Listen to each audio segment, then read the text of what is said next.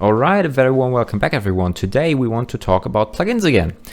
We've taken quite some time to talk not about plugins, but something else. So in this case, we want to take a look at some more stuff that we can use to enrich our mixes. And in this case, we want to look at the maximizer. The reason for me not talking about plugins that much in the past is because the plugins we've already introduced already give a very good opportunity and option to mix your songs, master your songs, and therefore we do not need that much more in order to get some good sounding things. But if you want to look more to the left or to the right, you maybe want to take a look at some other plugins, and in this case the maximizer would be a good fit for that. The reason for a maximizer to be used is basically in terms of using a limiter, but with some sort of added functionality, right? If you look at this maximizer here and you compare it to a limiter that we probably had before, you see that the limiter interface is much more sparse than the maximizer would be. Also, you see that you have RMS values for the maximizer and you do not have those for the limiter itself. But in this case, also the parameters you have for the limiter are not that much, and in the maximizer fashion, you always have much more. You also have two algorithms here. So if we start talking about the first one here, you see that you have the mix parameter and the output parameter, and you also have a soft clip button with an optimize knob here, and if you choose the modern one, you also have access to the recover and release parameters. So to break this down, mix of course means how much of the maximizer signal should be mixed into your into the stuff that you are going to talk about, or the music that you have produced. Output of course regulates the output of your signal. So if you are not satisfied with what the optimization process does, you can always use the output knob here to make your signal even louder. This might add some clipping to your sound, but if you're going for that, then why not? You also have the soft clip option here, and this is basically when you're reaching the threshold, because the maximizer also works as some sort of limiting. If you reach the threshold, then the soft clipping means that you are smoothening the curve with what it is reduced, with what the gain reduction does.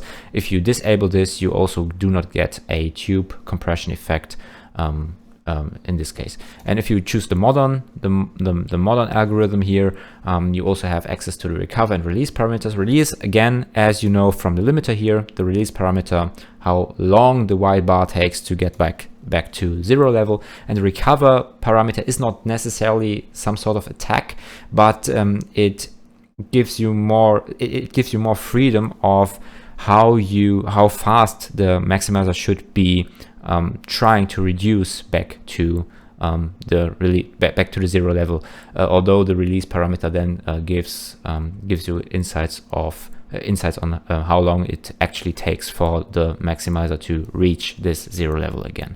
So if we just play back the signal here, this is how it should sound like. Right, we already have gain reduction going on. Oh, I know why.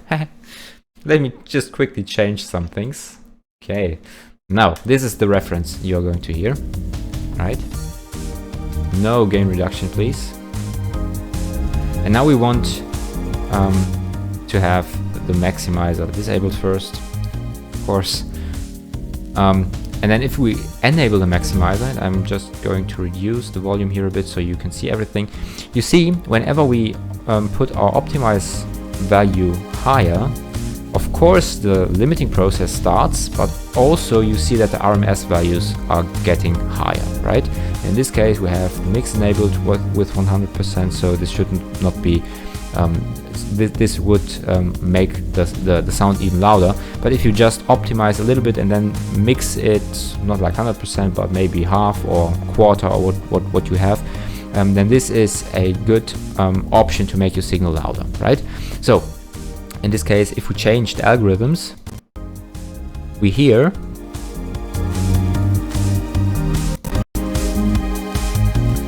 that the modern algorithm is a little bit more aggressive, right? And I'm also not applying soft clipping here.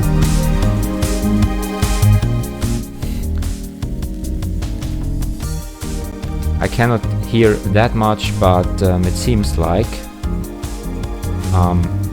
we actually have some sort of not that harsh optimization procedure. Okay, this is well and good, right? So if we now choose the modern algorithm, maybe add a little bit more recovery rate, you can already hear that you have this very tremendous pumping effect that you already had when we were talking about the limiter, right?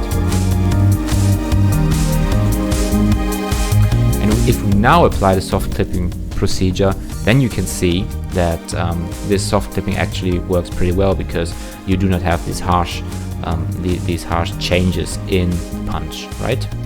So this is well and good. Now what I'm going to demonstrate you is what happens if you actually apply one of these maximizers to the audio material, right? So the first thing I want to do is add a little bit of gain to my pre-gain section in the mixing window. You cannot see this right now, but I've just done this. So I added 10 decibels of gain to this thing, and now I'm going to the direct offline processing thing, which is only available in Cubase Pro, unfortunately, but this can demonstrate very well what happens when you are actually maximizing this stuff. So I've chosen quite extreme settings here. So we have optimize 100%, mix 100%, maybe also go for the modern thing, update the release parameter, and there you can see that you basically have like this let me just quickly make it like this so you can see everything. You can see that you have basically like this black sort of stuff. In this case it's orange, but this would mean that you do not have any dynamics whatsoever in your song. So if I'm just disabling the maximizer again, you see that the signal that has been that quiet suddenly becomes that much louder, right? And in this case, if you also choose or change the algorithms here, you see that there is some sort of difference in the classic and in the modern stuff, where the modern stuff seems to be really aggressive, or much more aggressive than the classic one would be, even with different settings here. So if you choose a smaller release time, you see that the signal gets even more dense. And if this is the song that you are going for, then you can always do so. But this direct offline processing is always a good idea if when you're wanting to use this, just to see what happens to your audio material when you are changing these parameters. And now, if I'm exaggerating everything, we see that actually almost everything of our signal is not present anymore. So if we play this back now.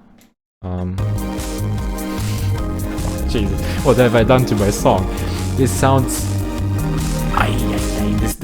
this sounds completely ridiculous, and this is actually not what I was going for when I produced this song, right? But again, this is something that you have to find out for yourself. And if this is the sound that you are going for, well, do it. I'm not doing this, but this is just for demonstration purposes, of course. So this would happen if you just bump your song up to yeah. No, don't do this. Don't do this to your songs, because you cannot hear anything after that. And it's clipping, it's distorting, everything is not as you would like it to be. So please be aware that extreme settings in your plugins may lead to some unexpected results, right?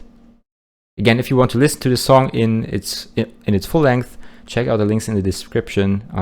They'll get you to my Spotify and other streaming platforms profiles, and there you can listen to the song at its whole.